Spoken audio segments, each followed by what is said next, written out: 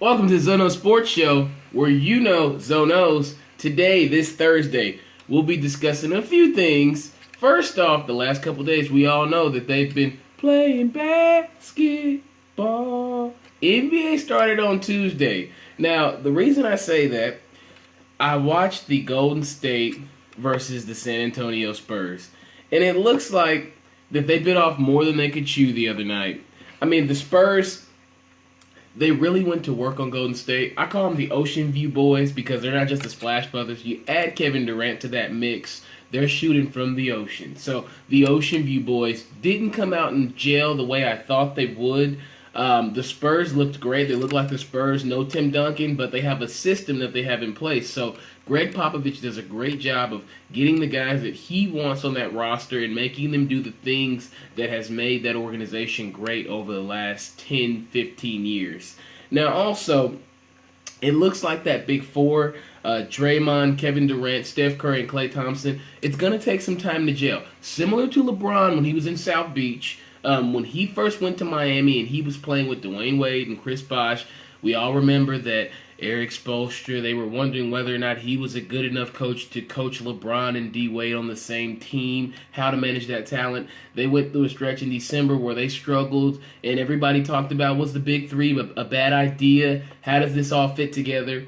And then we fast forward 5 years later, and then since they played, he's got 2 rings, 4 finals appearances with the Heat. So I think that this Golden State team, they'll gel together, but it will take time because you got a lot of new guys, especially people like you add Zaza Pachulia, who I think doesn't fit, and you bring in Kevin Durant. He's somebody who's going to have to fit in with all those other stars that were there. So it'll take time, but he'll do it just like Bron did it smoothly, and we'll see why the Golden State Warriors are predicted to be so good this year.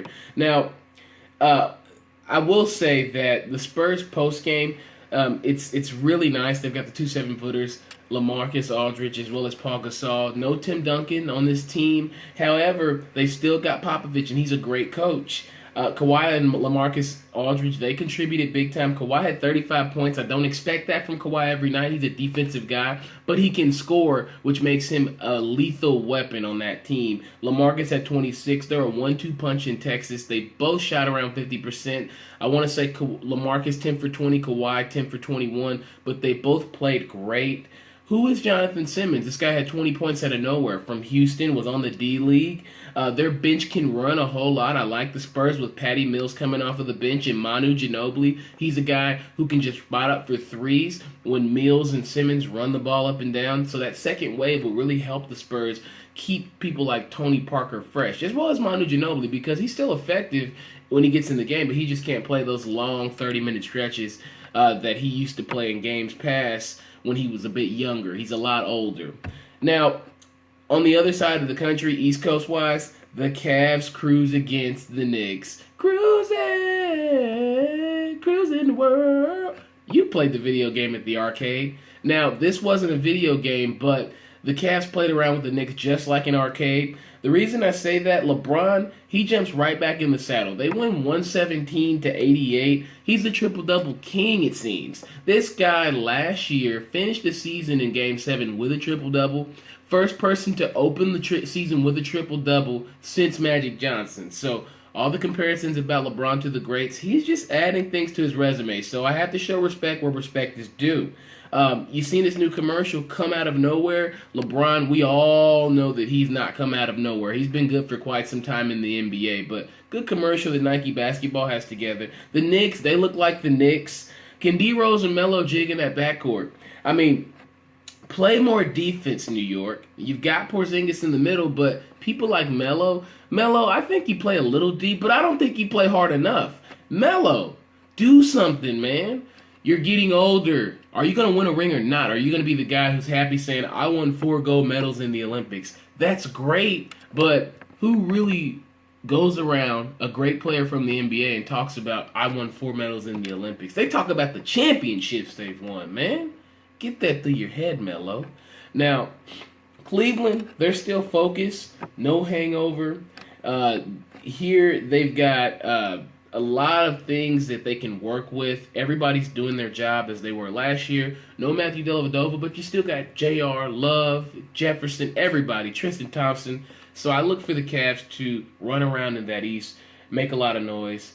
And Melo, what's your job? You just like Tommy. Where do you work? Because you haven't been working on D. Get that done, Melo. Let's see some more D, Melo. Help D Rose out. Help that team out. You got a good team. You can't complain about players, but every section you get, when you had Amari, you can't make it work. Maybe it's you. Maybe it's not them. You ever heard of a relationship? Maybe it's you, not me. Maybe it's you, Melo. Excuse me. Now, also, the Thunder beat the Sixers. Joel Embiid, he goes ham.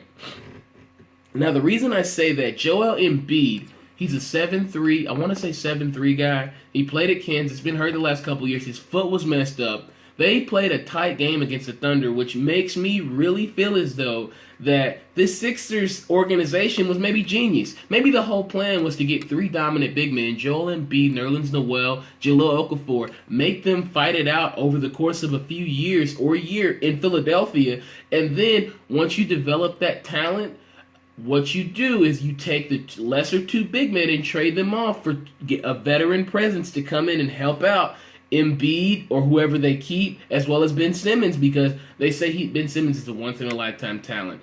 Maybe the Sixers knew what they were doing all along. Maybe the Sixers are genius. I'm not sure, but I have a pretty good idea that those people that are thinking analytically in the front office may have been on to something, but we'll have to see how that works. Lakers beat the Rockets. I really liked how the Lakers are running and gunning up and down the floor with Luke Walton's offense. He's coaching similar to the Warriors, so I really like the Lakers to compete in the West this year, potentially even make the playoffs from what I saw last night. Clarkson played great, 25 points. That takes a lot of pressure off D'Angelo Russell, so look for the Lakers to make a lot of noise this year. Now, also, we can move right along to some foosball talk. Josh Brown finally cut. About time.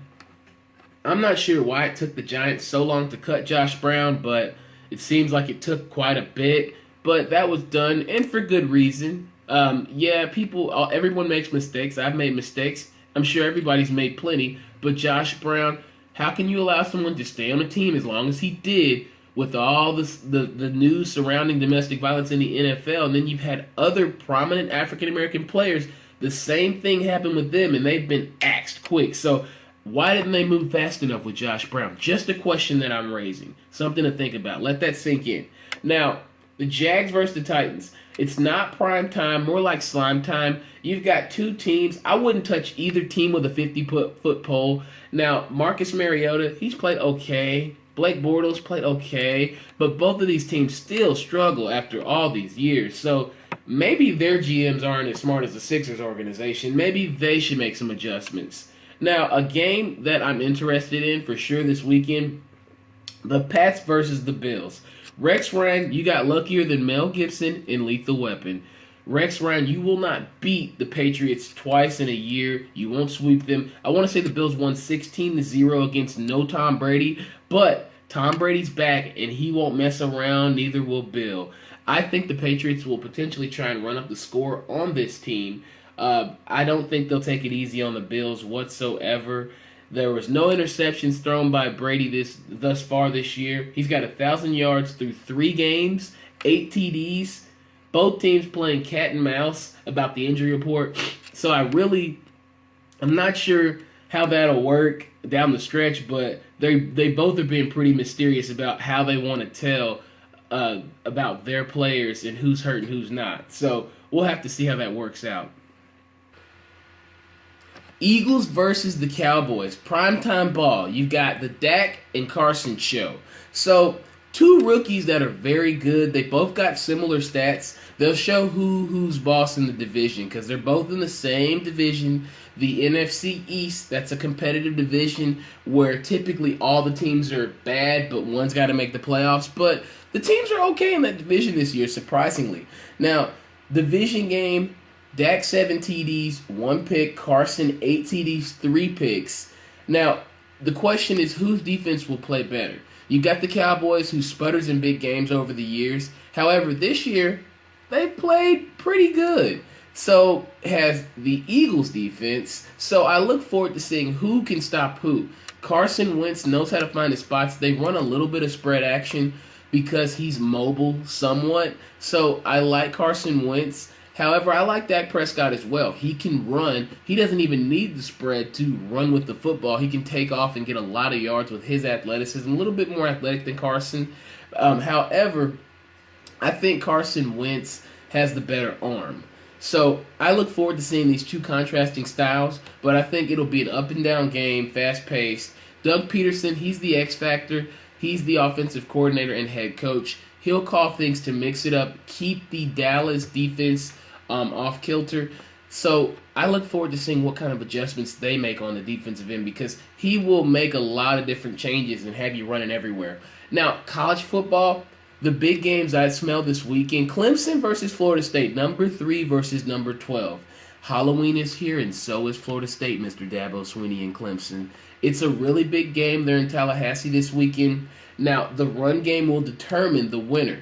Dalvin Cook versus Wayne Gallman and Deshaun Watson. Wayne Gallman, I know he had the concussion a few weeks ago. Will he come back and will he be A1? Because it's hard to recover from those concussions nowadays because the players are much bigger. They're hitting harder. So I look forward to seeing who will win that running game battle. Dalvin Cook, he's rushing for a lot of yards this year, but Clemson's got a two-headed attack. So I look forward to see who will do that better. Redemption down south for FSU. After that Louisville beating that they took earlier in the year, I think they're really going to want to prove on the national stage that they are a decent team, and I think they will do that and compete very well against Clemson. Now also, Nebraska versus Wisconsin. The Big Ten showdowns are always the games that Nebraska seems to lose. Mike Riley's the head coach there now. He's got them undefeated. Can they go into Camp Randall and win that game? I'm not sure. They struggled at Indiana. The defensive edge goes to the Badgers. Their cousin, the Honey Badger, he don't care. Now, Tommy Armstrong, get a check, man. You're a senior, I want to say. You've been there for a while in Nebraska. Make the plays you need to make this weekend so that you can potentially get into the league and play quarterback. Because right now, I think Tommy Armstrong's a great athlete who will get a shot at the NFL, but won't play quarterback. He'll be a receiver, running back, something along those lines. So I look forward to seeing that game. Other games Zoe wants to see. West Virginia versus Oklahoma State. Crazy things happen in Stillwater. Mason Rudolph versus Skylar Howard. Who's going to come out and outsling who? That'll be a high-scoring game, I think. I look forward to seeing it. Also, Michigan versus Michigan State. I have to say, show heart, little brother. You've been beat up all year. You're 2-5, Michigan State. It's really sad. When are you guys going to step up and play good football? Michigan, great team. Don't get tripped up by Michigan State. That's the only advice I have. Florida versus Georgia. Cocktails and Gators, throw in some Bulldog. I'm interested in seeing how that game impacts the SEC East and how it impacts Tennessee. Washington versus number 17 Utah. Blowout night for Browning. I don't think Utah's as good on defense as they were in past, and I think Jake Browning is really good. Now also, World Series action. You'll have to excuse me. I'm a little sick, but I'm not sick about hearing about this World Series because it's really good. The Cubs versus the Indians. Indians won Game 1 off of Perez's home run. He knocks it out of the park twice. However, they say 86% of Game 1 winners win the whole thing. Now, with two teams who haven't won it in so long, I don't believe that stat for 1 minute because anybody can win anything. With two teams that have been losing for this long, anything could happen. The Cubs tie at 1-1 last night with 9 hits. Those bats were silent night on Game 1, but Game 2 they came out and they were swinging. So Schwarber added to that lineup, really helped them out. Arrieta gave up 1 run. He's got to continue to pitch well. Next show, Tuesday, we'll chop it up about the same sports things that Zoe saw this weekend, so make sure you stay tuned. Thank you for watching Zoe Knows Sports, where you know Zoe knows.